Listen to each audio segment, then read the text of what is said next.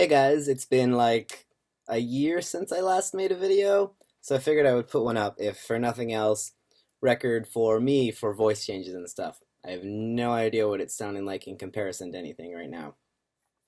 Last time I made a video, I was talking about how I was calling back my surgeon about top surgery, and now I've had top surgery. It is beginning of September, and I had top surgery end of October, so it's been like 10 months. Not sure when that happened, but it did. Um, Other fun things that happened, I finally managed to graduate from high school. I had to drop out of high school several times because of mental health issues and not being able to even get into class or get out of bed. Overall, it took me about 5 years, but I finally managed to graduate, and now I am on to Grant MacEwan University in Edmonton, Alberta, where I will be studying child and youth care, and then I will hopefully be going into someplace where I will be able to work with transgender youth. Because over the course of this fun journey, the one thing I've discovered is that there are not that many good mental health resources for trans youth.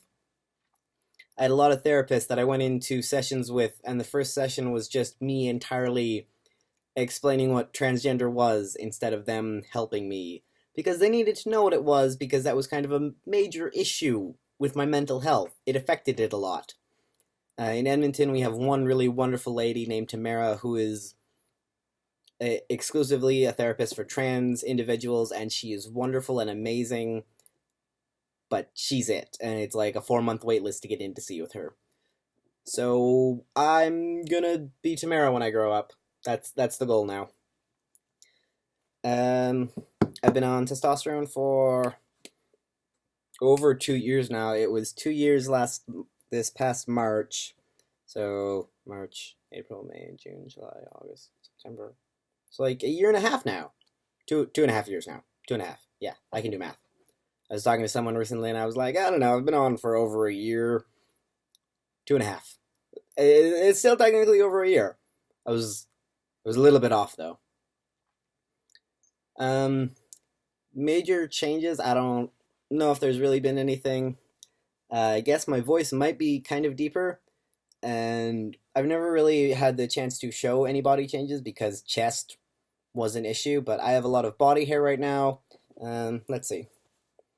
Does it show up on camera? No, not really. My chest does. See? Look. I have nipples and everything. And the scars really don't look too bad on the little webcam on my computer. They don't look that bad in person either.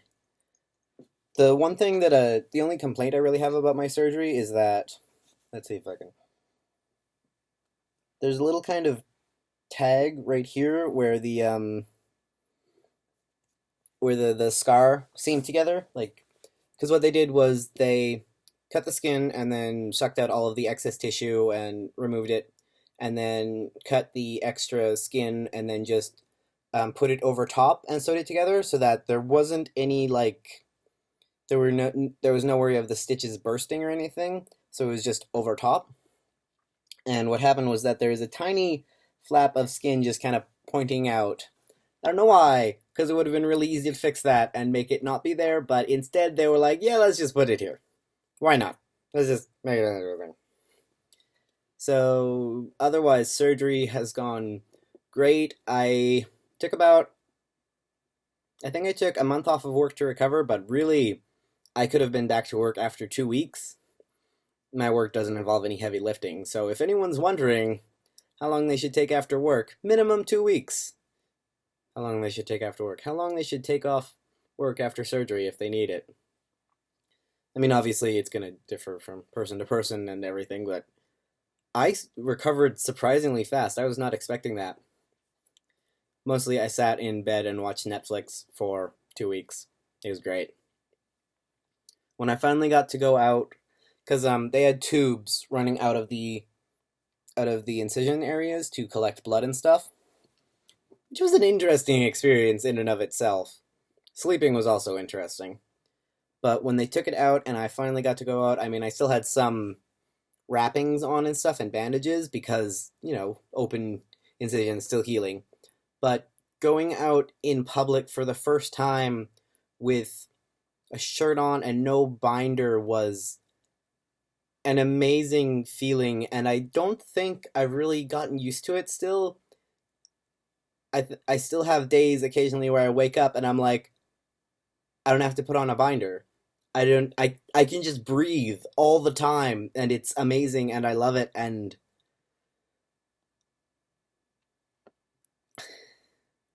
for the first couple weeks it was a very strange experience. It was just I could just leave the house.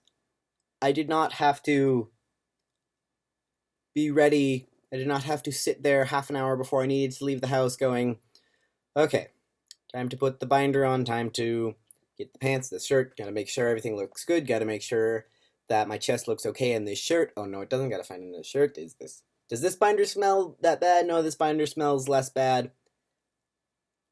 You do not end up with binders that don't smell bad.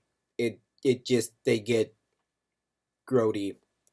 I don't know how to not do that. It's just something you live with. You're like, yes, this was once white, it is now gray. Oh well, I'm wearing it. That got a little bit off track, but my body matches up more with what I want it to be, and it's really, really wonderful and nice and amazing.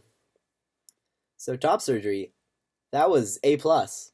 I actually got to see one doctor, Martin Jeffries, Dr. Jeffries, who is an amazingly talented plastic surgeon in Edmonton, Alberta. I was one of his last patients. He actually retired shortly after that, so lucky me. There are lots of other surgeons that are quite talented, though, so no worries about that. I have had a couple meetings with surgeons about bottom surgery. Hysterectomy? Yeah, I think it's hysterectomy. I mix up the names all the time. I believe it would be a hysterectomy and bi-ovectomy, so the removal of the ovaries. I haven't looked that much into it because it's not a major problem for me right now. I mean, I will want it eventually because I don't need ovaries and stuff like that. They're not doing anything for me. And that way also I don't have to worry about risks of ovarian cancer or other cancers involved with the vulva. I'm sure there are. I don't know the name of any off the top of my head. But for me, still being able to have sexual intimacy is a really big deal, so I want my clitoris to still be functioning. That would be ideal. And also still have a vagina, a vulva type thing. I don't know how all of that works, so I need to do more research and talk to more surgeons and da da da da da da da da da. So still doing testosterone shots every week. I'm really hairy.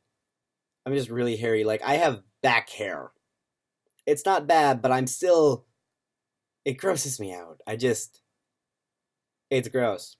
I shaved my chest recently because it was bothering me so much, but usually, like, there's hair coming up here, and it grosses me out. Doesn't bother anyone else. Literally just me. Literally just me. I don't know.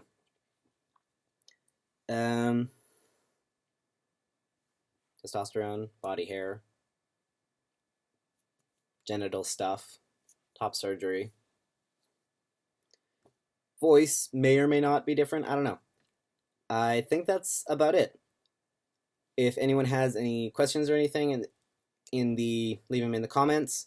And I hope you have a really good day or night or whatever it is where you are. Bye, guys.